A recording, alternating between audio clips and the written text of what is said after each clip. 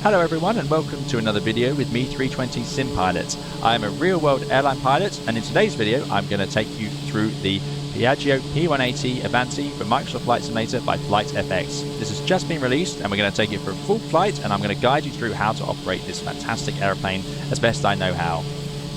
I have in the past flown turboprop aircraft, so this is always something I love to do in Microsoft Flight Simulator, relive my turboprop days. It's a fantastic aeroplane and a really unique one, something that all aviation lovers know. So I've been really excited to check it out, and you're going to absolutely love this aeroplane, I think. So it's going to be great fun. So throughout today's video, we'll take it for a full flight from Rome, and I'll do a full cold and dark setup and show you how to get this airplane up and running. It's surprisingly simple. It is a lovely, lovely machine, and it is so well designed in so many ways. I really enjoyed taking it into the air, and there's so many unique features about it as well. It first flew in 1986, funnily enough, so it's been around a little while now. It was actually designed originally in conjunction with Learjet. A few Learjet giveaways on the fact that you got those wings under, or the little ventral fins on under the tail, and the sort of sloping nose on the fuselage. It's got smaller main wings because it has little forewings at the front, which are used to help reduce the size of the wings. They're also placed further back as a result as well, which allows you to have those engines mounted really far back. That means the noise in the cabin is nice and quiet compared to other turboprops, because of course they are out the back and behind the cabin, so the propellers being the noisiest part of that. It does, however, make a very distinctive noise. You can always tell if a Piaggio is flying around nearby because it makes a very interesting pitch. Although the decibel rating is recorded as lower than a lot of contemporary aircraft, or similar to other turboprops of its size, it actually gets quite a few noise complaints because that pusher prop makes quite a distinctive sound that actually I think carries further even if it isn't louder. That's just my belief on the issue. It therefore has it's triggered a few noise complaints in its time, but it sounds fantastic. I love the sound, and they're so rare that I actually quite enjoy it. But I don't have to live under an airport where they're based, so that might explain that. Like I say, we're going to start in Rome and take it for full flight. You're not going to want to miss this one. It's a really cool machine. Let's get started. On the menu, you have the FlightFX P.180. There's only one variant. And if we go to liveries, then we can see the different options available here. Some really nice ones. I think we'll take this lovely sort of reddy gold livery here. But yeah, pretty standard corporate style liveries. It's got different interior. We've got wood interior on these, and there's a grey interior on these ones up here. So they've gone to town on the whole feeling like it's a real private jet. It's like you definitely have got your own jet. We're also going to load it up. I'm going to load us up in Rome Fiumicino Airport. Italian aircraft, of course. Now, this is a bit of an unusual airport to load it up in, but I'm doing that for a reason, which is that this airplane is quite capable of FMSs, SID stars, and so on. I'll show you how. So let's load it up at we'll put it on a remote stand out here, out by the runway, and let's get it in the air. As you look around the outside of the Piaggio P.180, you're going to see quite an unusual machine, and this is a shape that we all know and love. It's an airplane that you can't avoid if you're interested in aviation. It's so well known, and there's good reason for that. It has a lot of unusual characteristics, one of them being the fuselage. The fuselage was designed in conjunction with Learjet, funnily enough, but they later pulled out. But it is a continuously changing shape. So at the front, you have that incredibly steep angle on the front windscreen. If you look at that angle there, compared to our 747 back here even, it's a really angled windscreen. As you move back, another thing that makes it look a little bit like a Learjet is these airfoils sticking out the back of the tail. Those are there so that if the nose comes up too high and it gets into a stall position, they'll actually provide lift to the tail of the aircraft and help put the nose back down again. So yeah, quite a very strange fuselage cross-section. Piaggio claim it contributes up to 20% of the lift of the airplane, and this allows it to have smaller wings than a conventional aircraft by quite a margin. You can see they are quite small, quite straight and small. They're also quite far back, and that's caused by having these little forewings up at the front. This is an Avanti 2, I believe. It's not very clear, but I think this is an Avanti 2 because it has the drooping flaps on that forewing as well. So yeah, by having the wings a bit smaller and a bit further back, they've added little wings at the front, which allow them to do that, and that way you get the lift off the nose. Clever design feature of this is that forewing actually will stall before the main wing. That means that the aircraft will lose lift at the front and drop the nose automatically on its own. It's really clever little design features. I love things like that. You'll also see this fuselage does get wider, so the cockpit's very narrow and then it gets wider as you go further down. Quite normal in airliners, but of course relatively rare in smaller aircraft that tend to be about as wide as they get at the fuselage. But no, this is quite a wide fuselage as you go further back, making it nice and comfortable for the passengers inside. The final great thing about this design is that you get the engines and the propellers to be right at the back here, way past the passengers.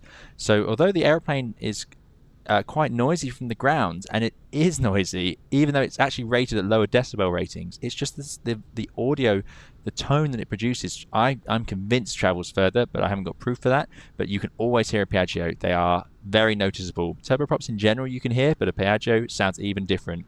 Apparently this is caused by that hot air coming out the back of the turboprop through the spinning propeller blades.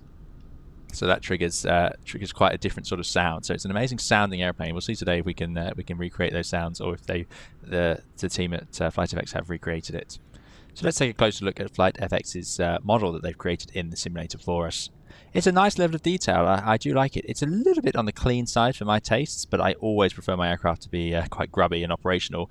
It is a private aircraft designed for wealthy people to cruise around in comfort and luxury, so you would expect it to actually be kept cleaner than a commercial aircraft that's being put to utility sort of use. So I actually don't mind what they've done, and there are definite signs of wear and streaks and marks around it, as you can see in the texturing there, which you can see as the sun glints off it. But overall, a relatively clean model. We do get things like chocks and the pins. There you go, that's the static pin for the altimeters. But as you move around some areas, it's just a little bit cleaner than I'd like. If you look underneath the texturing here, the modeling, however, is great. It's got all the bits. Look at that. You've got the screws on the leading edge of the wings for the slats. So it's not missing in detail. I would just like to see a bit more grime and dirt on the joints and so on. Also true on the upper surface of the wing as you look along it. It's very, very clean, but it's by no means, like I say, lacking in detail. It's just a lovely, well looked after airplane, and if I owned a P180, I would keep it very well looked after as well. The propellers, however, do show a little bit of wear, as you'd expect, so they're a little bit grubbier, but still overall very, very clean. There's lots of detail to be found on this model as well. You've got the wicks all over the airplane, the static wicks, which are these little black lines. So these all seem to be put in the right place. You've got different antennas, which will be things like localizer, ADF, and all of that all sticking out the side, and different exhausts and intakes as well. So that's all very nice. Landing gear and tyres. I always look at the tyres. It's always a giveaway as to the level of detail, I think. And yeah, look at these. Really nice. Excellent clear detail. Wheel hubs. And decals as well. Decals, very, very important. Are these actual Avanti? No, Aviator tyres, I was going to say. I've been impressed that they're specially branded tyres. So yeah, it's a lovely exterior model, and it looks just like the real thing, which is great because it's such a unique design. You really need it to really resemble it perfectly, and it does, because we all know what it looks like. So let's jump into the flight deck and get it started up, and you're going to be pleased to hear it's actually a very, very straightforward airplane to operate, which is really great. Even though they've simulated the detail underneath the hood, it's a simple plane to operate. On the flight deck now, I absolutely love the flight deck on this airplane because you get this great view forwards, and you can see here where the fuselage shape hasn't quite lined up with the instrument panel shape because it's that angle is so steep, so you have this sort of weird view out the front. But you can see here, look at this is the window heating elements, the electronics for that, so that's great to see. Lots of decals around in the flight deck. Nice detailing here, look at that. You've got the brushes around the rudder pedals. That's to stop objects getting into the rudder pedals and blocking them. Of course, it's great that they're lifted off the floor, but still, it's good to have that. We've got carpet. You've got nice furry seats, which will be very comfy to sit in, I'm sure. No headrests, it seems. But yeah, it's a nice flight deck. But this is a private jet, so of course, just as important is the cabin. And as you go back into the cabin, you'll see that this is buying this airplane for Flight Simulator. It feels like I've bought my own mini little private jet in a way. It's absolutely ridiculous, the detail in the cabin. I love it. You can open up every little cupboard and drawer that I've so far tried, and you've got all your clothes in there, and yeah, it's full of amenities and extra bits. As you come into the main seating area, you can open up your table. Got little sound effects there as well. I'll just turn up the audio a little bit. Hopefully you might hear something. But yeah, that works. We can watch TV if you want, although primarily from this seat. Look at that. Look at that view of that engine, that intake. That's so cool. And yeah, it's just full of these little things that you can open and close. We can open up the main door. If I can figure out the handle, that handle it'll be. Lovely design, all this gold. Really, really nice. Just oozes luxury, doesn't it? And you can even go to this panel and turn on the entry lights. There you go, and the cabin lights, there you go, although that will be draining the battery, and you can turn on the lighting. So it's got little buttons there. Now, the Avanti is relatively small for a private transport aircraft. It's basically a private jet. Turboprops are jets. So you can see you've got your 4 seats here, And then you can cram in your poorer friends there if you want to. But it does have a toilet hidden away at the back. You have to lift up this seat and that's your toilet. So that's a little bit undignified. I suppose there would be a door you can slide across. Yes, there you go. Look at that, even at the top. Fantastic. Look at the design. Fantastic. That is why over here we have little bins and you've got toilet roll and wipes, and I think down here there's the hand sanitizer because I don't think there's a sink. Absolutely brilliant. So yeah, sort of luxury, sort of like going camping in its own way. Fantastic. I love it. I love seeing all these bits. Oh, look at that. They got the FS magazine. I didn't spot that before. So, very nice. Right, that's enough messing around in the interior. Let us get involved in the cockpit. So we have our EFB over here. This has got great little icons, shortcuts here. We've got the speed, ground speed, and the current weather. We are in Rome Fiumicino, and it is currently 110 bearing 7 knots. So, yeah. Sorry, 110 at 8 knots. There you go. So it's a light, easterly sort of breeze. You can go to Navigraph and load in your charts, of course, which we will do later on. And you have the settings. And in here you have a few settings, such as what cabin do you want. So you can have executive cabin, which sets it up with, look at that, the laptop's out. I wonder what they're doing on the laptop. This is great. It's not often I get the fun of seeing a whole new airplane like this. Very fancy. You got your executive, got their laptop, got their notebook. Very important, very rich person. Clearly saving us all. And over here we have the clutter mode. What does that do? Oh, there you go. You've got lots of FS Elite now. Was this made in collaboration with FS Elite? I don't know. But yeah, so that adds a few extra bits into the cabin. Or we can close our toilet down. And what I really like is you can also choose what food was ordered. So we can have a pizza, obviously, and that gets put out. And there it is. How great is that? A bit of iced tea, a bit of pizza. That's the life. That's when you know you've made it. Takeaway pizza on your private Piaggio. Absolutely brilliant. I am going to have a look at the plated dinner, see whether that's appealing or not, because I haven't seen that one yet. What do they got? A burger and meat on a stick, I'm assuming. Yeah, very nice. I don't know where that was cooked. I guess it was ordered, and maybe it's sort of airplane where you'd have it kept warm, and then here's the drinks cabinet. Yeah, maybe they bring it out in like a thermosy thing, and then you can enjoy it. Yeah, very nice too. Good. So enough of that. And you can reduce the noise in the cabin, which is quite nice. The steering mode we'll talk about shortly. It's a little bit complicated, but they've made lots of good clues about how that works. And you can change what luggage you've got on the outside. Let's open up the luggage door. Let's have a look at that. Let's see if we can see it. Because of course, golfing is surely what you'd be doing. That's an interesting location for it, and there you can see just about our golf clubs are back in there. Yeah, right by the propeller there. That wouldn't be fun. I mean, that does look like an easy way to break it, but I suppose you reach it up and chuck it in there. Yeah, fair enough. So let's close the luggage door and close the main door because we're going to get ourselves flying. Let's remove the engine covers, the instrument covers. I'll leave the shocks in just for now. And we've got our golf clubs on board. Good. So that's pretty much done. Now, how do we get this airplane up and running? As I said, it's actually not too difficult. The flight deck is quite straightforward. It's a modern aircraft. It's, like I say, an Avanti 2, so we have this modern glass cockpit. There are not many buttons and switches. It's really amazing. You can actually break it down quite easily. On the front here, you have the heating and cooling for the cabin, obviously. You've got tiny bleed air panel. That's all you get. A little hydraulic panel. That's all you get. One hydraulic switch. Fantastic. Landing gear over here. Here you have your anti-ice systems. Quite a complicated anti-ice system on this airplane.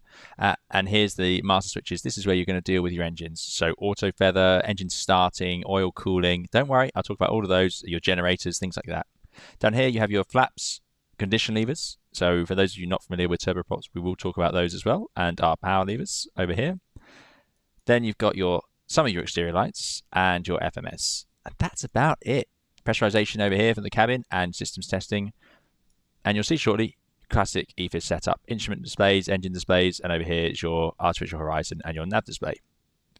To get it started though, and up here's the autopilot. I say it's straightforward. It's more straightforward than some airplanes we've seen. Right, before starting, we're going to close the entrance door. We've done that, so I'm going to tick through. The checklists do work, which is great. Tick, tick. Switches, they should all be off, or the ones that should be off are off. They are. Battery switch, battery. So, lo and behold, I can click the eye and it works. I love this feature. They've also got a clever little system here, which is that you can actually drag the switch to set it. So instead of just scrolling with the wheel, which you can also do, you can drag it up and down, which is not something I see very often. So that's going on. And then fuel quantity, we have 588 pounds in each side. It's not a lot. If I go to loading, though, I'm not sure how much fuel this aircraft takes. We've got 50% loading of fuel, so that's going to be enough for what we're doing today. It doesn't burn much fuel. Turboprops are very, very efficient. That's why they're popular, especially in the mid-20,000 sort of range. Parking brake, check locked. So is the parking brake on? Yes, it is. Tick. And avionics master switch, COM1 only. So here's the avionics master switch. I'm going to drag it just to the middle position, COM1 only. I think this is to do with not draining the battery too much while you start the engine. Tick. Right, normal engine start. And we're basically straight up to the engine start. We want to get power into the airplane. You can have a GPU, but we're just on battery today, I believe. I don't think the external power is plugged in. So to do this, very straightforward. Tick the item. Anti-collision light goes to ground. Remember, lights are down here. Ground, middle position. I think that's going to activate, I would hope it would activate the red beacon somewhere on the airplane. Maybe on the tail. It's got a little white. There you go. Yeah, the red beacon's going. That's the one to tell ground crew we're going to start things up. Tick. Power lever idle. They're both at idle. This is reversed. Don't get that wrong. Condition lever cut off. They're both at cut off. These are condition levers over here. Firewall shut off valve. Check open. So we're starting the right engine first. So firewall shut off valve, which is this switch here, I need to put to open. Quite an unusual switch that. Fuel pump, test and check main. So here's the right main pump. We go main, and then we'll lose the fuel pressure right. So here's the caution warning panel that shows us our cautions. There was a right and a left, obviously. These are the engine warnings down here. So the right fuel pressure light goes out because I've got pressure in the engine. So that's a good sign. Fuel pressure light check off, which is the next item in the checklist. Bleed air switches should be off. We don't want them on while we start the engine. It's electrically started. Ignition switch source, check norm. So now we're going to the right ignition in the norm position. And the propeller clear. So we have a look outside, make sure that propeller is not got anyone around, which it doesn't. And then I can go to engine start switch start. So let's go to right start switch, and it's this so simple. On. Look at that. Awesome sounds. You can hear the fans and so on struggle. As soon as we get to, so tick that 13% NG, which is down here. We're at 22 already. I can move. By the way, if I show you outside, you'll see it just idling over. I can now move the condition levers to ground idle, or the condition lever to ground idle. And now the engine will spool itself up. I love starting turboprops. I used to fly the Cube 100, if I haven't mentioned already, which was a turboprop, and this is very, very similar method of operation, and that's why I'm going to take you through how turboprops handle differently from jets. But this is an awesome airplane. It's like a little airliner. It's great, but it's simpler. ITT, you're going to monitor it. You want to make sure, so this is your temperature over here. It's 640. I don't want it to go into the thousands. So tick, oil pressure, check increasing. So you got your oil pressure over here. It's in the green. Engine increasing. Engine start switch should go off. So right start has gone down to the off position. And then with the engine at ground idle setting, check the following conditions. So ground idle is this GI here, ground idle. There's an FI there for flight idle. These are condition lever settings. This is the setup of the engine. Ground idle is going to be lower, less power, less fuel going through the engine while you're on the ground. So while we're in this setting, check that you have an ITT of 750 degrees max, which we do. Oil pressure 60 psi minimum, which we do. Oil temperature 110 max. A whole list of criteria here. But we're going to say they're fine. And now we're going to move this condition lever to flight idle. I'm doing that because this engine needs to be running at a higher rate in order to use it to start the other engine. So because that's what we're about to do. Okay, so that's all done. Tick. Carrying on. GPU, we don't need it, it's disconnected. Generator, on. I need to turn on the right electrical generator because we're going to use it to power that other engine start. So where is the right generator? Over here, master switches, generator, right, on. And now we don't have any light here, and you can see the right gen light is off, so yeah, the right engine's all up and running. Good. Ammeter, check. Now this one is a bit hidden. Ammeter, you need to go to your display in the middle, which is up and running, and then press, if I can find it, systems. And there's the right gen amps, 125.9. So that's working. So we got current coming from that generator, so we know it's working. Hydraulic pump switch, hide. So we've got no hydraulic pressure at the moment. Hydraulics going on, and now you can actually hear the pump running. The sound effects are fantastic. And there you go, we got hydraulic pressure. Thank you very much. And light is off. We have no high pressure light warning up here. Good news. Now it's called the cross start procedure. This is where we use one engine to start the other engine. So we basically used battery to start the first engine. Now we're going to use the other engine to start the next engine, because I don't want to drain the battery that much. It doesn't have the power to do both engines. So it's much better to use your first engine start to power the second engine. The Dash 8 Q400, exactly the same idea if you were starting on batteries, which unbelievably you could do for an airline, and that's incredibly rare. So condition lever, operative engine needs to be flight idle. It isn't flight idle, that's the right engine's running. Tick. Generator operative engine is on, we've done that. Ammeter we checked is below 160 amps, which is 125.9 amps, that's fine. Firewall shut-off valve, check open. It's talking about the engine you're starting here, so let's open the firewall shut-off valve. This is just the way to cut out fuel to that engine, so it won't run, won't catch fire, I think anyway. Power lever inoperative engine idle, it is at idle. Ignition lever inoperative engine cutoff, that is the cutoff position. Fuel pump main, so we go to our left fuel pump main. Fuel pressure light check off, there's no fuel pressure light, that's good. Bleed air switch is off, they are off. Ignition switch check norm, ignition switch is in the norm position. Propeller clear.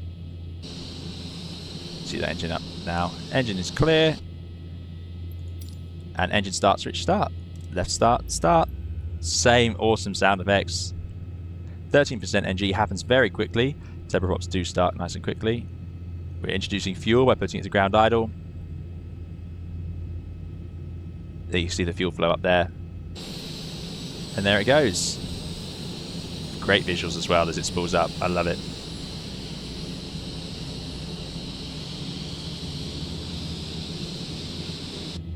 Awesome.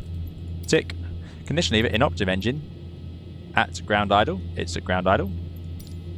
And then we monitor. We've done all that. Engine's in good shape. We've got all greens. So now we can put the other engine back to ground idle, because of course our start switch is back in norm, or it's not starting anymore, it's in off. So we'll put both to ground idle. We don't need that extra fuel with extra power of the engine. And I'm going to turn the generators on. We need the electrical generator for our left engine. So now we have all the generators running. We have lots of electrical power on the airplane. So that's good news. Next is the before taxi checklist. And this is quite a long one. There's a few things to do here. So now what has to happen is we need to run a few systems checks and get the airplane up and running online. So EPU test. The EPU is actually down here. I believe this is an emergency power unit, but it's in the test position. I'm going to put it to off now and leave it alone. And EPU switch can go to arm. So let's see if we've got this right. Yes, so now that goes into the up position, which is the arm position, which will be done. Tick. Avionics switch on. So our avionics are currently COM 1 only. Let's put it on, and then that will bring to life the rest of our screens. And the gyros and so on can align now. We'll get our artificial horizons. You see, do not taxi, because it needs to align. It's aligning the gyroscope, so if you move them while they're aligning it, it gets confused, it won't work. Environmental temperature, you can select auto and your heat and so on. Not a problem for us today. I'm going to leave the fans as they are. Bleed air switches, we're going to turn them on. Bleed air on, bleed air on. Pressurization auto man. So I said there's a lot of things to do here, but actually it's pretty straightforward. Don't worry about it. It's a straightforward startup. This. You can set your cabin altitude. So the landing altitude it's going to be. We're landing just above sea level, so put that there. And then you can also set the baro commutation. I have not used the system. I couldn't find instructions for it, so that is I'm going to leave alone, and we'll check that the cabin does pressurize when we go. But we set the landing altitude, and then you can also adjust the rate. But again, I have not seen where this actually adjusts, so that is something I need to learn. We're going to make sure it is, however, in the auto schedule. We want it automatic, we don't want it manual, and we want the auto schedule down here as well. That way it should run itself. We've set the landing altitude, there you go. You don't want to get that wrong. You don't want it in manual, because then you'll have to do it yourself. Landing altitude set, baro correction we set, rate selection we have set. Engine coolers as required. I don't believe they're required here. Engine oil coolers, sorry, because the temperature is actually absolutely fine, 96, 97. And gyros check. There is a temperature limit for doing the engine run up, and we'll see that shortly, but it should be fine today. Good. Gyros check. They look in a good position. Radios you're going to set and check. Air data commuter test. So what you have here is a load of systems to test, which you can actually do with this here. So I can swing this around, and you can set it to something you fancy, like overspeed warning, and then push it in, and then you can hear the warning. I love that they modeled this. Stall warning. Some cool sounds on this airplane, very different to what I was expecting. Some sirens. So you can run lots of systems tests, such as the wing anti-ice even. Look at this. It's very good, very good. Just twist it to the system you want to test and press it. Reminds me a little bit of the F-14 system. Something we do need to do though is the steering, set it to taxi. You can actually do this on the yoke, and I mentioned earlier the steering is confusing. They've written a NOTAM here because they know that people are going to get this wrong, including me, and thank goodness they wrote this. It's an absolutely great idea. What we need to do is make sure that mode steer on the yoke is on the taxi takeoff steering. Mode steer is up here, so press it once, steer takeoff, press it again, steer taxi. It's in the taxi steering, gives us more control over that nose wheel. Next, ground idle when taxiing, which is what we have, ground idle. And finally, it says hydraulics must be on. Well, we know they're on, we checked it, and we have the pressure. So the airplane will now taxi quite nicely. The other thing we want to do, there's the ice warning, see, because we ran that ice detector test. The other thing to do is check the pitot stall static heat. So pitot stall, and static heater, I'm going to turn them on. So drag them up, on, and stall warning we've tested, flap system test, flaps mid. So they have up, mid, down, only 3 positions. They're in the mid position there, as you can see out there. And what's great is you've got Fowler flaps here, and then you also have flaps on those little forewings. Look at that. How cool is that? Little bits of lift coming from the nose there. Absolutely brilliant. So unique. Trim set for takeoff. Trims are shown down here. So I actually need to pitch nose up. My roll and yaw, my ailerons and rudder are level, but my nose is too far nose down. So I'm going to run that into the green. I think this is right anyway.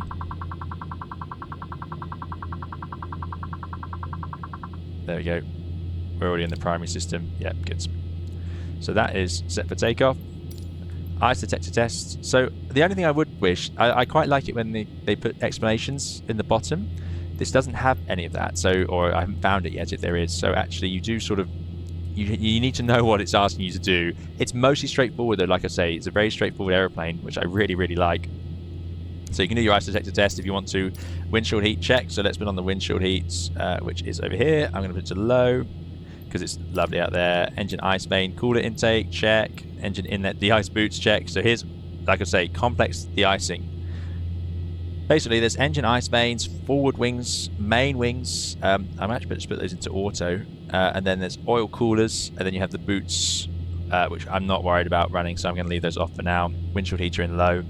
And any warnings? No. So I think that's the icing configured for us here, because you can test them, obviously. And autopilot, radio, test all those other things using this system over here, like I said. Right out, for example, click.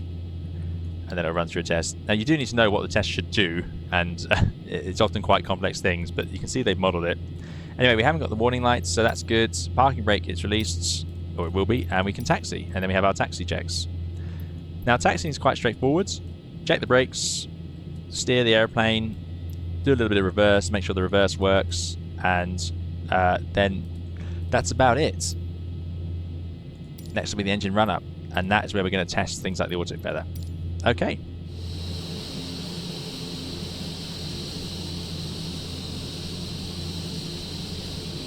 So it's tempting at this point to think, well, this is great, we're ready to go. But you've forgotten one thing. This, like I say, is basically a little airliner. So what we actually need to do is load up our FMS, which is in between the pilots down here. So this is, again, very simple, very straightforward. This will not take us as long as a normal aircraft. It's a generic sort of FMS. Go to pause in it. I'm going to take my last position and put it in, because that's actually correct for where we are, and then it can work it out. It's got no flight plan, so I go to flight plan. I'm going to go to our airport, Lima, India, Romeo, Foxtrot as the origin, and we're actually going to fly straight back here, but you can obviously, you'd put in your destination, which today will be also Lima, India, Romeo, Foxtrot, and then execute prompt, so I'm going to execute it. You can put in your alternate if you like, so we could, you can just put all this out if you think you need to. It's not really going to be necessary today, and we can be our classic call sign Manta 222 down here, and then perf init. Let's say we have 3 passengers on board, 3 at 77 kilos. How much do our golf clubs weigh? They're not going to weigh a lot, are they? Say we've got a total of 70 kilos of cargo, and then we've got 498 kilograms of fuel. And we're going to cruise. Let's just cruise. Let's climb up to flight level 200. Can it take 200? Yes, it can. There you go. It tells us our zero fuel weight. It tells us our gross weight. It's like a little calculator. Let's execute that, so that all stores. Next, in the VNAV setup, I can see the target speed for the climb, the transition altitude. Now, that's not correct, so let's bring up our charts. So I'm going to depart from Rome Fiumicino, and let's depart from the runway just over on our left. We have light easterly wind, so we can actually take off from 3-4 left, should we choose to. And we're going to do the... in fact, let's do this. Let's do a associated departure. So again, this is a capable airplane. You can take it out and do RNAV1 departures, no trouble at all. You can see here we're going to take off from 3-4 left, that's 210 knots, and then we'll do this SOSIV 7 Victor and then SOVAN 7 Alpha. So we'll put those in. So I'll just pin that into the flight plan. Yeah, and this has a transition altitude of 6,000 feet, so I'll stick that in. And yeah, there's a few altitude restrictions there, but they're all aboves, so pretty good. Right, so let's put in 6,000 feet into the VNAV for the climb, and I'm going to execute that. There we go. You can also press the next page, which is wherever I've lost it. Next, there it is, and see the cruise targets and the descent targets. So that's all good, all ready to go. Back to perf init now. Execute that again. I don't know why it's still got that prompt, but what I can do is go to takeoff. That's right, we need to put in the departure now. So we told it where we're going, Rome to Rome. We're going to depart now from runway 34 left, and we agreed on the, let's just get the numbers right, SOSIV 7 Yankee, SOVAN 7 Alpha. It's confusing, isn't it? Let's go next. SOSIV 7 Yankee, SOVAN 7 Alpha transition, and then execute. And in it goes. Great. If I go to the legs page now, I can see them. And let's just have a quick comparison. Just shrink this down a bit. That's quite a wide window, isn't it? Do they make sense? We're going to take off from 3-4 left, head out, RF 801, yep, 410 feet or above, yep, out to RF 812, 4,000 or above, 4,000 or above, yep. So it's very good. It's a great FMS. I do like it. And that takes it out to SOVAN. You could, of course, put in your arrival now as well, departure arrival, but we'll do that in the cruise. I'll do the whole descent prep there. So finally then, back to our perf, and we go to our takeoff. Now it knows the runway. It wants to know the wind. So I can go back to our EFB. Wind is 0, basically 100 at 5 crosswind, isn't it? So let's put that in. 100 at 5. That's the winds. Oh, no, it doesn't like that. My mistake, you need to put it into the top right here. 100 at 5, in it goes, and then it tells you the runway. So it's tailwind of 2, right crosswind of 4. Excellent. Runway slope, I'm not going to be too worried about it. You would be, obviously, if it was significant, and you can look it up on your chart if you would like to. QNH is high, 1026, which we should have set earlier, because now we're going to set up all our avionics. So let's set the QNH of 1026. QNH goes in. Oh, it's done it already? There you go, look at that, synchronized. Clever airplane. And the outside air temperature, is it written anywhere? It should be. Yes, of course, there it is. Static air temperature, 12 degrees. If you can't see things, let's say you're on the systems page and it's missing, what you need to do is press this button here. You can then change the lower format and scroll through. So there we go. That's the sort of normal map page that we would expect. And then you can actually scroll through those a bit more using these buttons up here. Good. So it's 12 degrees. I'm surprised it hasn't written that in, frankly. 787 does. There we go. Gives us our takeoff reference. That's like the weather, the environmental conditions. Then we press next because you've got a 1 of 3, so now we're on takeoff 2 of 3. And the is going to be off. The flaps are at mid, we've set that already. Here's our weight, so we're taking off at 4135. We're on a 3,900 meter runway. VR of 109 knots. Now, I don't think that's up there at the moment. No, see, we have no speed bug at all. The great thing here is I press send, and look at that. VR 109 appears up on the PFD. How great is that? It's such a great little bit of design, that. So that's done.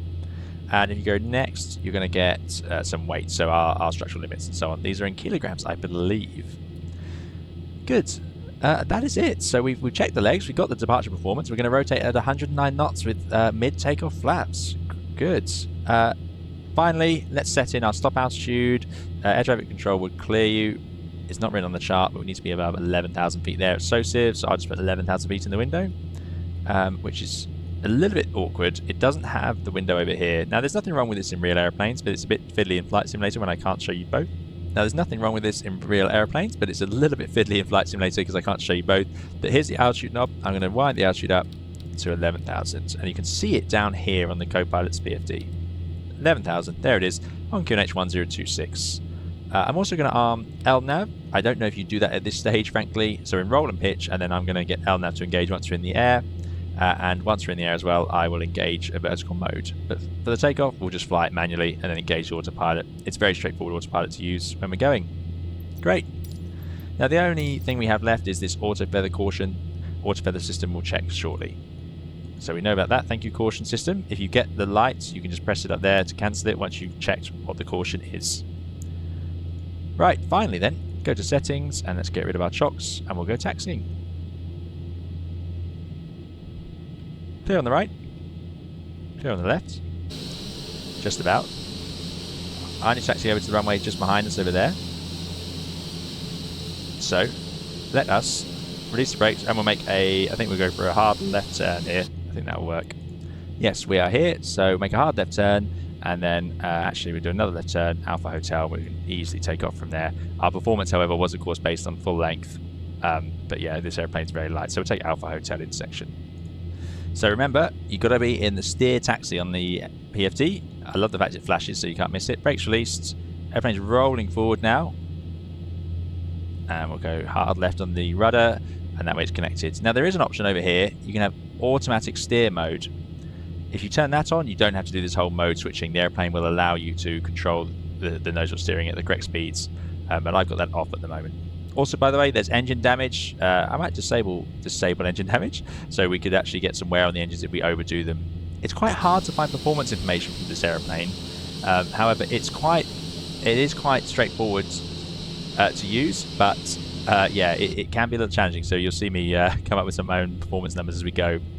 I'm also going to set this nose light to taxi, and you can actually hear the pump run. It's this little thing down here that then comes out, and it's got one light for taxi, and there's some brighter ones for takeoff and landing.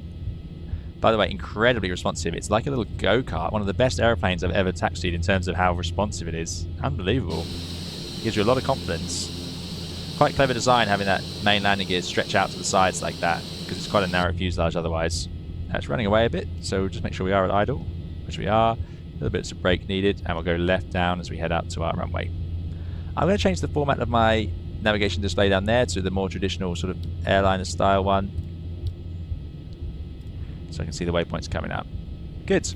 Now we do have power checks to do, which is something that you tend not to get on airliners, but we need to do a few power checks. We want to check those engines are going to definitely behave, especially when it comes to things like auto feather.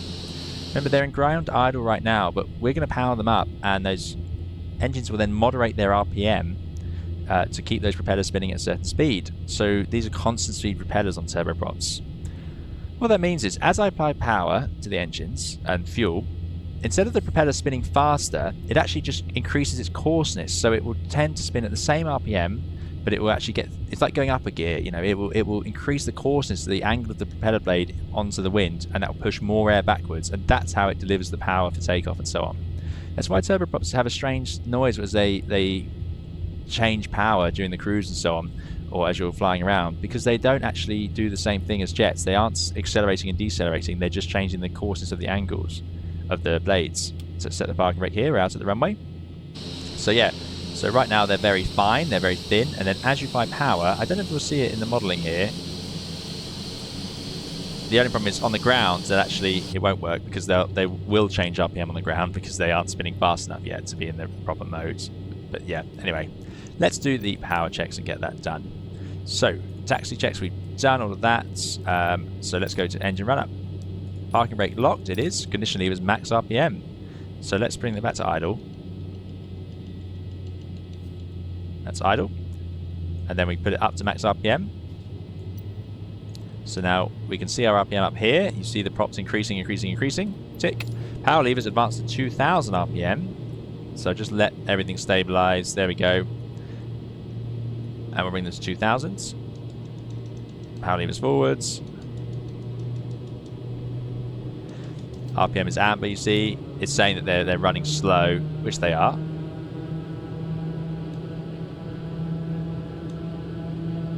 (2000 RPM). There it is. Tick. propeller overspeed test. So we're testing now that if the propeller were to run away, if that coarsening wasn't working, which I was describing earlier, we want to make sure that the overspeed can protect it from just ripping itself to pieces. It's an important feature of turboprops. Jets don't need it because of the way they don't change angle. So let's go to our overspeed, propeller overspeed and test, which is down here. Overspeed test. And you can see it run the test, and you can hear the RPM drop. That is the overspeed governor forcing the propeller back into the course position, i.e. reducing its ability to spin, so it can't just go, you know, insanely supersonic on you. So you test it on both engines, which you can just drag, and that works. Really cool.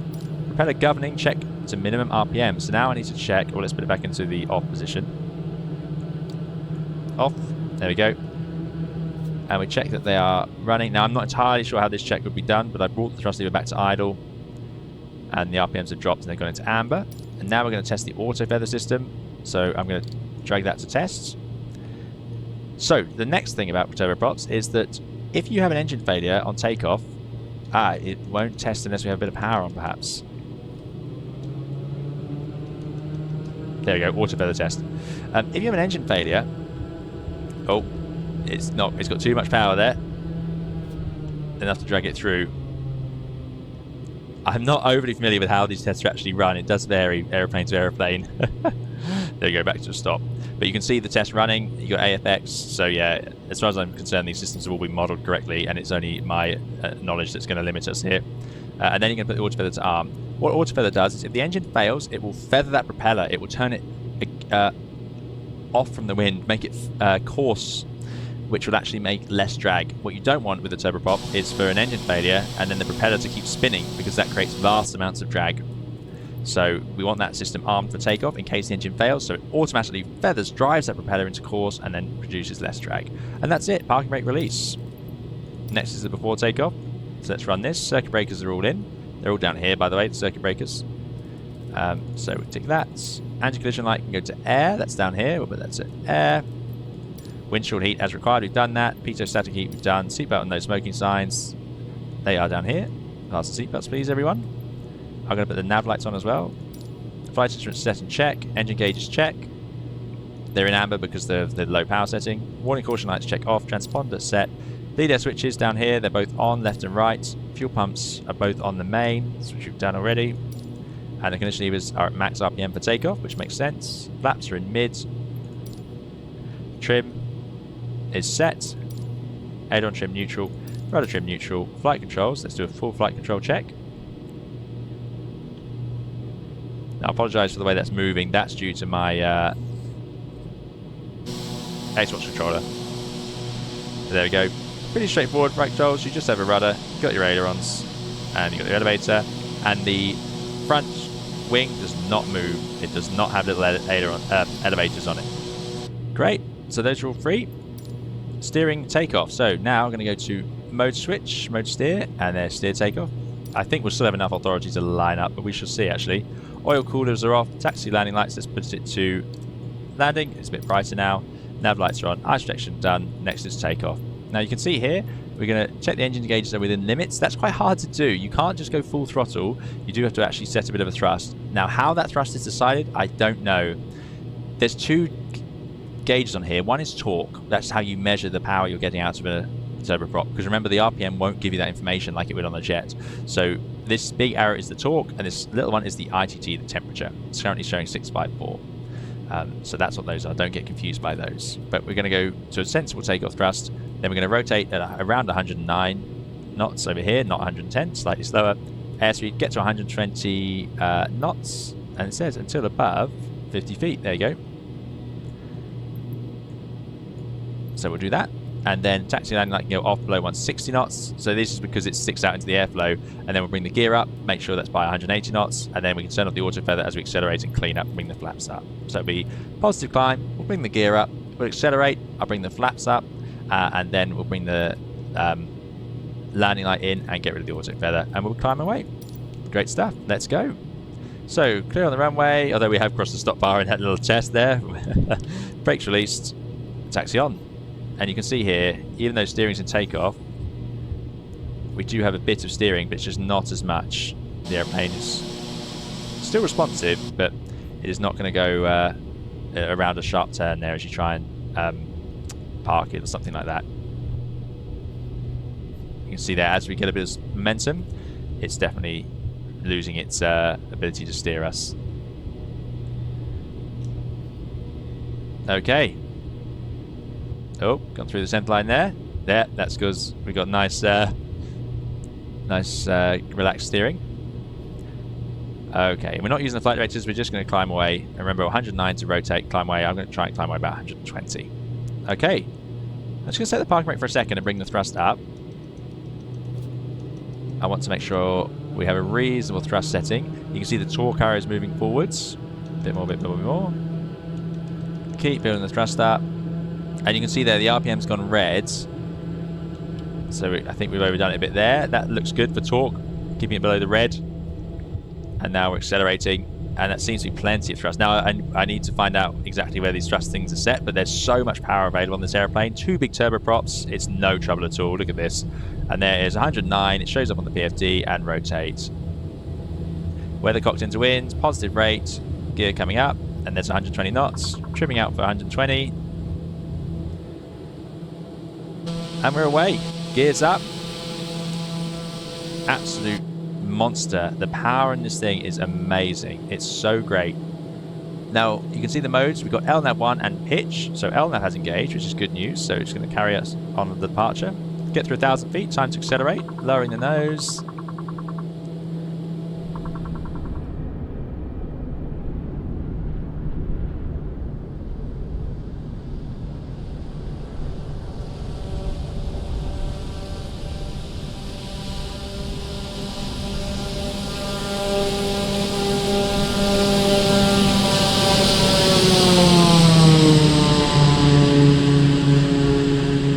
There's the flashing as we pass the waypoint, something the Dash 8 used to do as well, actually. And now we can follow that lateral bar to the left as we fly the departure. I'm going to bring the flaps, I'm going to lower the nose, actually accelerate to bring those flaps in. Flying past the middle marker. Let's put in a vertical mode as well. I'm going to go to flight level change and then set a target speed. Let's climb at something sensible. Let's do 200 knots initially. I'll talk about the automatics in a moment. Oh, bit of turbulence there. Bring the flaps in. And now I can engage the autopilot. I press AP, and if you look here, we've got LNAV, flight level change, the autopilot's engaged, targeting a speed of 200 knots. And now it's flying the departure. To center the heading bug, you can just push it, which is great. I love that feature. Now you might be wondering, well, why are you setting a target speed? Because you don't have auto throttle. We do not have auto throttle in this airplane. Actually, I wonder if I should have pressed this go around switch. What does that give us? Yeah, that probably is the mode we should have had for takeoff, GA. So maybe on takeoff, start setting thrust, we could have set, or even as it taxied out, could have pressed GA, and then as we get to 1,000 feet, then engaged LNAV and whatever mode you want, like flight level change. Interesting. So that is also a way of doing it. I would imagine that's probably a better way of doing it. Anyway, we are now climbing away, and the flaps are up, the gear is up, and what we need to do as well is get rid of that landing light because it's sticking out to the airflow, so that goes off, and then it tucks away underneath the nose. There it goes. So we're in flight level change, so that's why we have a target speed. If I wind the speed back, then the airplane will pitch up. If I wind it up, the airplane will actually pitch down as it tries to accelerate. It's trying to maintain this speed just by pitching the nose up and down. So that's why you have a speed target. When you're not in flight level change, you won't have a speed bug because you can't. It's just like on the Q400, it doesn't have an auto throttle, so it's not going to do anything, so you won't have a speed bug. I'm going to bring the thrust back a little bit now for climb thrusts. I wonder if we should have set more thrust for takeoff or not. I'm not entirely sure. But common thing to do on turboprops is to also bring back the RPM a little bit during the climb. Just for noise and comfort. But we'll see. We'll see if we get enough climb rate out of the airplane. It looks like, actually looks a little bit sluggish already, so I might go a little bit more power. This information I have not been able to find very easily, performance information for the climb, so I'm pretty much just making it up. But I'm just trying to keep everything in the green, and it will warn us over here if our engines are getting damaged. But you can see our torque and our temperatures are all good. Doing 2,000 feet per minute, passing 6,000 feet. We're climbing up to flight level, it's flashing at us, so time to set standards. So there's QNH 1013. Standards. Great. And look at that, we're flying the Piaggio. What a gorgeous machine. And we're just cruising out on that departure. So you can see, you had no trouble taking this out in an airport. Now it is a bit slow, 210 knots is a bit slow, it is a turboprop, so it might get a little bit in the way in some airports, but you don't have to worry because you've got the RNAV SIDs, you've got the ability to do things. And just to prove that point, if I come down here, we can actually go into the FMS and I can do a direct, for example. Let's say I want to go direct to SOSIV, just go DIR, select SOSIV, and if I look on the nav display, you'll see the white, there it is, and then I just hit execute. And off it goes. Super simple. I mean, it's if you've flown any other EPS airplane, you're really not going to struggle with this one, I don't think. Doing 1500 feet per minute now. And away we go. So it's a balancing act now of throttle. Oh yes, auto feather, that needs to go off. Auto feather going off. There we go. AFX message should disappear. I'm not sure what the criteria are. Perhaps the throttles are so high it stays. Yeah, there we go. Bring them back slightly and it disappears. Now this airplane has a service ceiling 41,000 feet. You can climb and climb and climb and climb in it. However, I'm guessing its best range is in the 20 to 30,000 feet. Speaking of which, let's check it is pressurizing. Yep, we have a cabin differential pressure. It's not climbing, so I'm not sure quite what's going on there, but it does have a differential pressure, so that's good. Good. And up to 11,000 feet, or flight level 100 we go. If I zoom out, let's go to that yoke, it's been in the way. We can see over here. There you go, see the next waypoint and see our departure, and that takes us up to Soban. Fantastic. Almost 10,000 feet already. And again, this is doing 1,300 feet per minute at 210 knots. If we wanted, we could chuck a bit more torque on. And you'll see that turboprops are very responsive. Added the torque, and look how quickly it's already doing 2,200 feet per minute.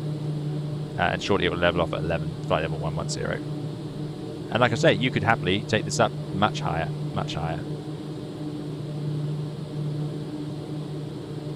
Awesome stuff. Absolutely love it. It makes all the sense to me, this airplane, and it looks awesome. So here we go. LNAV, autopilot, and we've got out capture, so it's capturing flight level 110. Now you'll see, because we're no longer in flight level change, FLC, it's now lost the speed bug, and it's just going to keep accelerating. So it's on us to bring the power back, to set the throttle for the speed we want. And you can bring the RPM back as well, which your passengers will like, because it will make it a bit quieter inside, and that will get you into a more efficient sort of range. So you'll have an RPM target that the performance manual would tell you. Although interestingly, by reducing the RPM and the torque on the thrust levers, we've immediately started to lose speed. But there we go. Notice as well how it's almost level on the horizon, the nose. That's quite common for straight wing aircraft versus swept wing, where you'll have the nose slightly high. I love this view, and look, you can even see your little extra wing down here. How cool is that? In all other respects, the autopilot is very straightforward. So we can put it into heading mode, press heading, and you see heading flash. It flashes when things change, which is great. And then I can just move the heading bug around, and it will head off on its own way. We've already seen that we can just do it direct by pressing DIR down here. Very straightforward. And then you have vertical speed mode. There is a VNAV mode, though very basic. I don't think it would be used much. And you've got your vertical speed mode over here, PS, which would be used very commonly. Half bank, if you're up in the cruise and you want to reduce the bank angle as it's flying around at higher levels, then you can do that. And yeah, really straightforward, as you would expect, really. Autopilot main button over here. So let's set up the FMS for the arrival. Now we've run out of flight plan. Island departure arrival. We'll land in the other way because it's just behind us. We'll do the ILS Whiskey onto runway 16 left, so select that. So by the way, of course, departure arrival, and it takes you here, LAR arrivals. We're going to arrive via Suvok, and we'll do the LCAP 3, let's just check. Yes, we'll do the LCAP 3 Alpha arrival onto the ILS Whiskey 16 left, which is here. So that is in LCAP 3 Alpha, ILS 16 Whiskey, and it's via Suvok, which you can actually see down here. This is very similar to any other flight plan, lead civok there, and in it goes. Executes that. Now that's the flight plan done. We also need to do the performance. So press perf. I can go to perf. I think that's all done now, but that's not the one I want. It's not takeoff. No. Perf approach. That's the one we want. Perf approach. And there it is.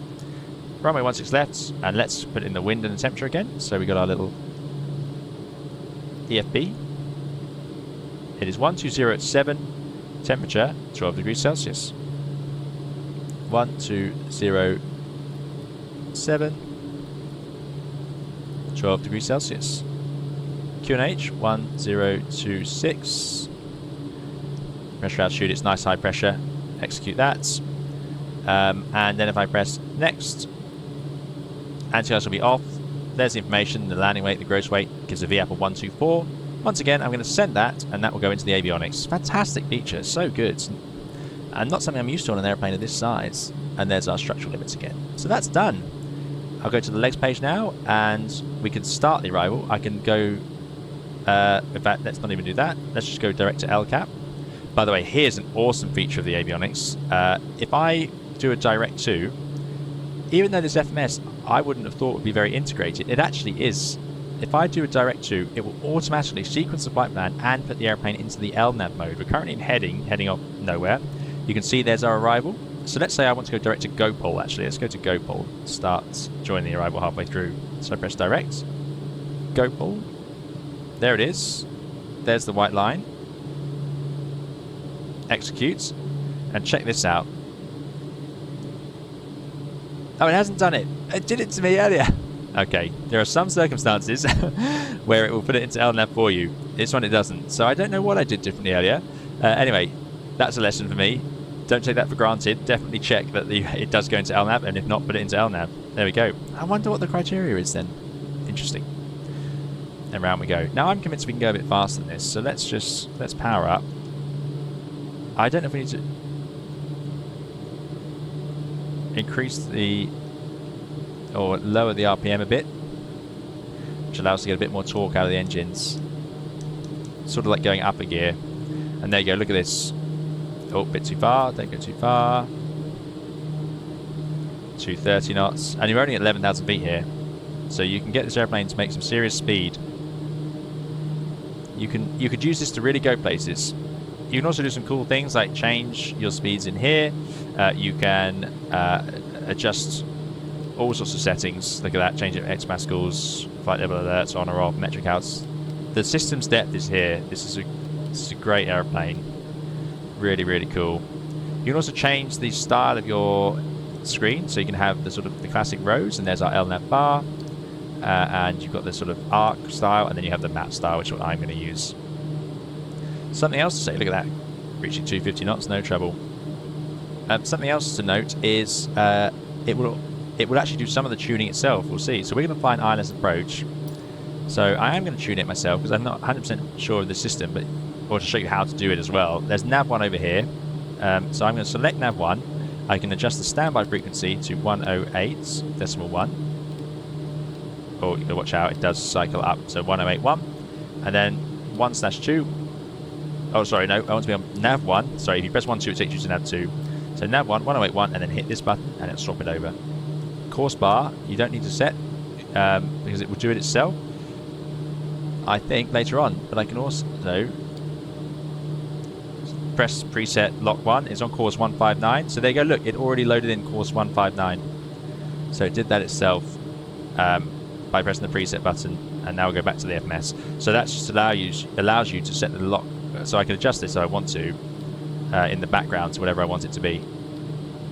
But I'm going to set it back to 159. You know, there's so many little things like this in here. They're just so impressive. So let's go back to our FMS page. And let's go back to the normal format. Good.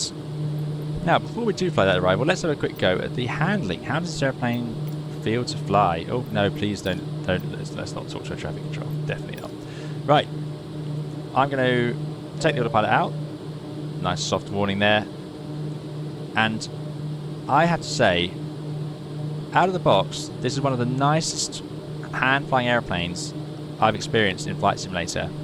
And I can't quite explain to you why. It's lovely. Just going to add a bit of RPM. There we go.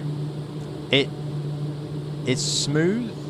And this is using an Xbox controller, by the way, but it will translate. It's smooth, it's predictable, it's stable, and it's absolute joy to hand fly. Like you really could follow those flight directors for quite a long time and have a great time flying it. Oh, it's so pretty as well. But look at the way it turns. That's max rated bank. It's just lovely. And when you do, it doesn't drop the nose aggressively or anything silly like that. It's just a real pleasure to use. And that's true on final approach and the landing configuration as well, which we'll see shortly. Let me bring the power all the way back. I think that's a gear horn. Let's give it a stall. Now, as I said earlier, this little wing here is set up so it stalls first. So I'm hoping to see the airplane drop the nose without me having to do too much else. So let's hold it up, hold it up, hold it up. Let's put it into a slightly more sensible position. It can fly quite slow, of course. That's quite a high aspect ratio. There you go, look. It did it there. It's dropping the nose on me. And I'm having to really hold the up elevator to keep it here. Let's see if we can get it into a full stall. Holding the nose, just holding completely still here. Oh, a bit more, bit more, bit more, bit more. There's a stall warner. Keep the speed coming back. That's full up. Give a bit of up trim as well, just in case we can force it. No. It's doing exactly what it's designed to do, which is the nose is just gently washing down. By the way, something else that's neat about this design is the propellers are counter-rotating. I think that's an altitude alert, actually, that beeping. Or is it a gear warn? Oh, it is the gear warning. Yeah, so they're counter-rotating, so they don't provide yaw as you apply power, which some turboprops do, which makes it, again, nice and stable. It's quite a premium feature, that, to have counter-rotating propellers, because it means the engines have to be set up in reverse, which obviously increases maintenance costs. It means some parts aren't shared as easily. So, yeah. Yeah, very nice indeed. Very nice indeed. It's just lovely. If I wasn't filming a video, it would make it nice and straightforward, and I would have just hand-flown this around. Fantastic view as well. Look at it. Love it. Love this livery. Well, it's time then to bring it in for our ILS, which is just over here via Subok, as we saw on the chart, and then we'll join the ILS. So power back. Let's set the altitude down below us. And I'm going to put it into flight level change to try and get a faster descent going. We're a little bit high. I can see the constraints not only on my chart here, and you actually load it in. That's quite cool. It will just load in from the flight simulator what you've actually got set up. But we are now here heading to RF 426. So on this leg, minimum altitude is 6,000 feet, dropping to 4,000 feet at 428. So I'm going to put 6,000 feet in the window, which is there at 6,000. I'm going to increase the speed because we're still quite slow after my stalling attempts. Speed, speed, speed, speed, speed. So we'll bring it up to something sensible. We'll do about 210 knots to be absolutely fine. Something you can do in turboprops is if you bring the thrust levers all the way, the condition levers all the way forward, the RPM increases. For the RPM to keep spinning that fast, the propellers have had to go more across the winds. And what actually happens is you get vast amounts of drag from the propellers, and then you get this scenario. Look at the vertical speed, 4,100 feet per minute, diving down, and the nose at 10 degrees. Now this is actually a bit too extreme. You wouldn't really want to do this like this. But there we are. Now you do have advisory VNAV as well, but I don't think that does a whole lot. So I'm not very familiar with it. Advisory usually says to me, not really set up to be used. So I want to be in flight level change, 210 knots. I think this is the VNAV here showing the target vertical speed required. I think that's what it's saying. So here's the other mode, vertical speed. And then I can set the vertical speed to match that magenta bug. I wonder if that's going to be the correct sort of profile. I'll be curious to see. Now here's something to watch out for. It sounds like my engines are still going quite high power, but they're not. They're at idle. This is where you need to be careful. Look at my speed washing off. So I need to bring the power on now and monitor that speed myself. So we'll level off at 6,000. I'm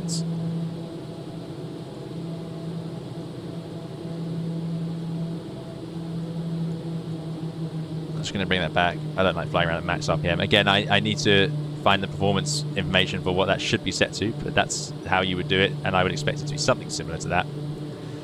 Right, so here you go. We're going to level off at 6,000 feet, and then it's not until 428 that we can carry on down. And we can see that down here as well, by the way. Civoc's 4,000 feet or above.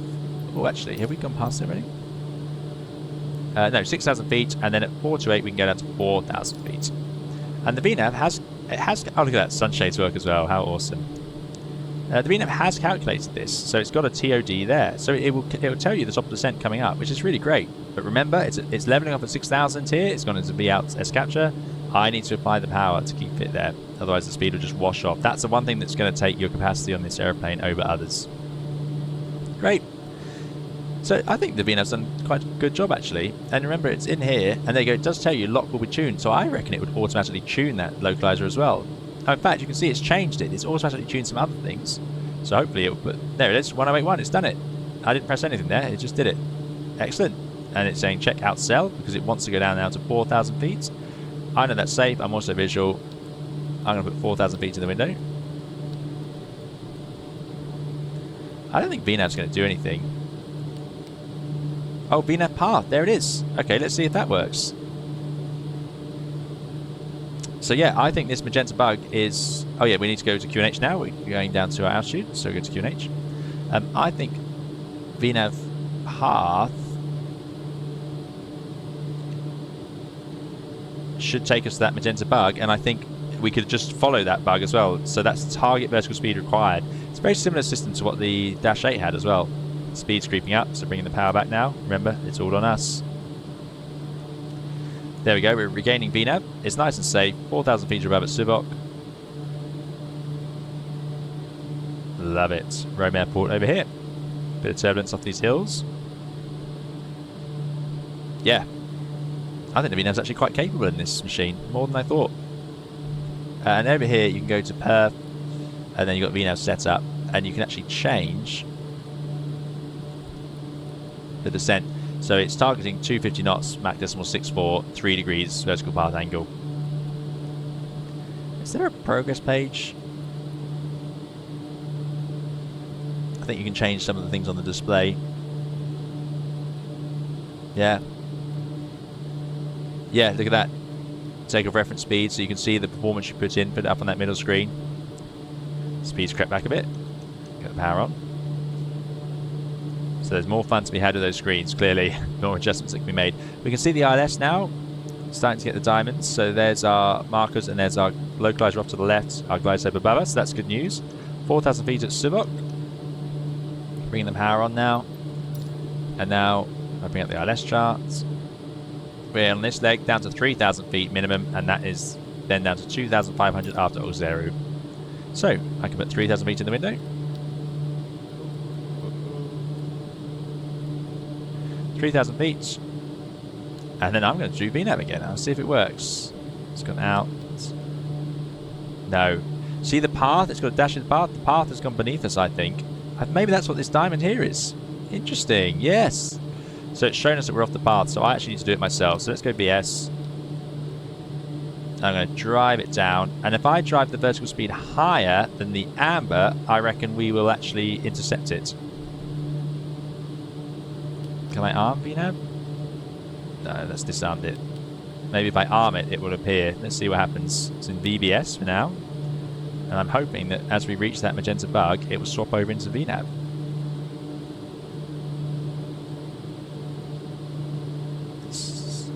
There it is. VNAV path. Look at this. Incredibly capable VNAV system. Oh, this is fantastic. You'd have no trouble flying this into a busy airport because it can do loads of things for you. The only kicker is the auto thrust is not there. You've got to manage the power yourself. Love it. Absolutely brilliant. Okay, next step's coming up is to join the localizer and join the approach. The glide slope's well above us. There you go. The VNAV's just disappeared beneath us. That's fine. I'm going to leave it in altitude, and I'm going to arm the approach because we're beneath the approach here. I think this will work nicely. You can just zoom in on the range a bit. There we go. And after auxiliary, we can go to 2,500 feet. if we need to. I'm going to let speed trickle back to 210 knots here. By the way, there are some more checklists that you can run. So we cruise, so let's start with descent. So just checking the heat and the pressurization. Before landing is the next one. So signs are on. Condition levers need to go to max RPM. Let's just do this now. Oh, not that one. I'm going to put the condition levers to max now.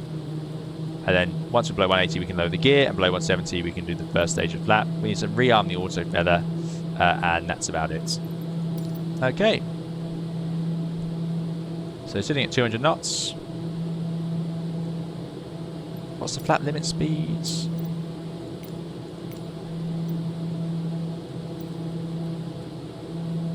Let's check I got that right.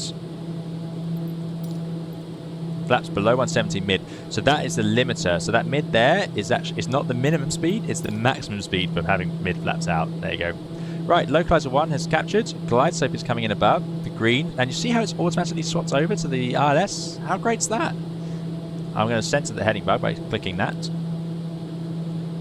And glide slope is armed in white here. So let's bring the power back now. We're getting close actually, so we can power back. We need to be able to get those flaps out. Look how quickly it slows down if you bring it to idle, which is where you get that warning. Another reason to have that warning is, of course, because it can idle so, and without telling you, with still having high RPM, you might think you've still got power on. There's a glide slope. I'm just going to put in the go around altitude, which is 4,000 feet. Oh no, sorry, it's 2,000 feet. So that's the initial altitude for the go around. So we're in the glide slope, altitude to 2,000. Power's now back. We can get the mid flaps out, so flaps to mid.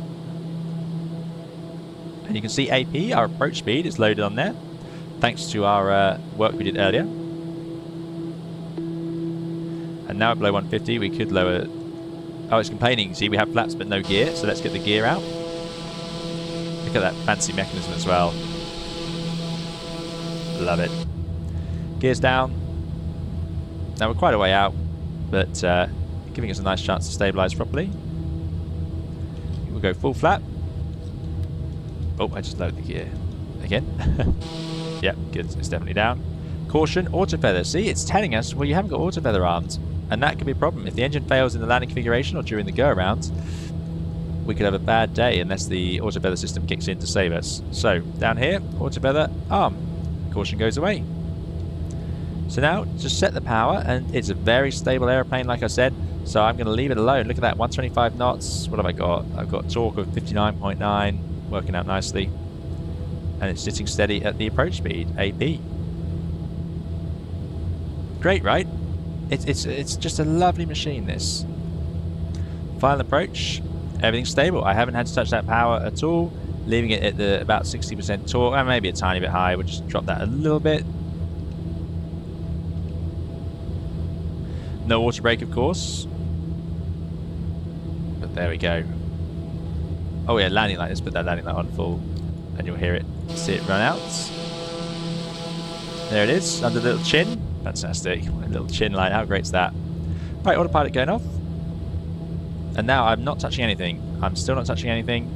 Still not touching anything. And look at that. So gentle. So let's now fly it. Small corrections needed. Nice and gentle. It's lovely. I don't know how they've done it.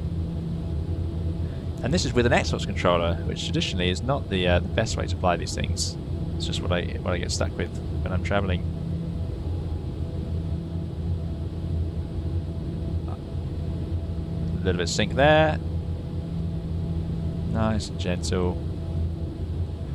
Don't get too excited about the power. Turboprops are very responsive. They respond much quicker than jets to the power. Those propellers are out there cutting through the air like corkscrews, So if you change power, it happens very quickly.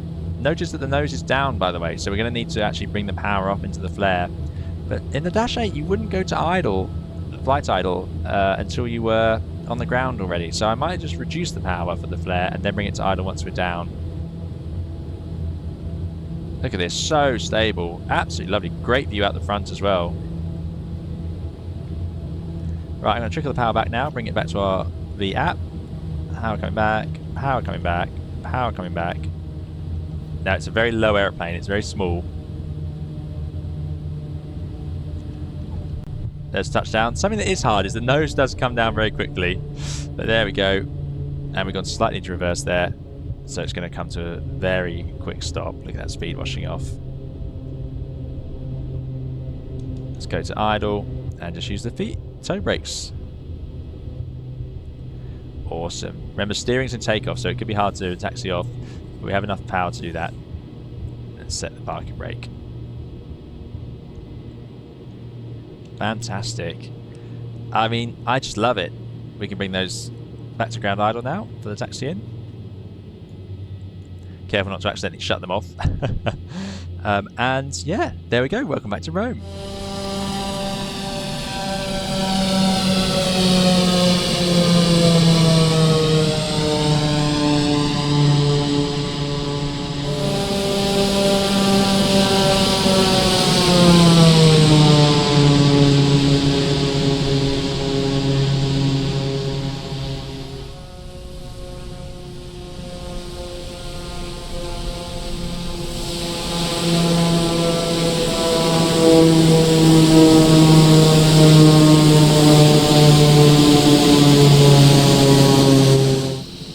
So that's all for today's video. Thank you so much for watching. I hope you've enjoyed it. I've had an absolute blast flying around the Piaggio P.180 from FlightFX. They've done a remarkable job recreating what is a very unique aeroplane and a key part of aviation history.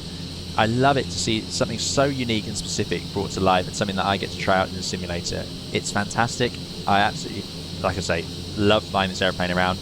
One of the best handling airplanes I've ever flown in a flight simulator. It's absolutely lovely to fly it around. And then you have the system stepped in there, but also a very simple airplane in the areas it needs to be. It's very intuitive, it's very nicely designed, and you'll have no trouble with it if you're coming from another airliner. So yeah, I'm very happy to recommend this airplane. I did buy this airplane with my own money, so it's a fair, honest review. Those are my opinions on it. I think it's great. The only thing I'd like to see is a bit more grime on the outside, but as I say, this is a private airplane, likely to be kept in very good condition anyway.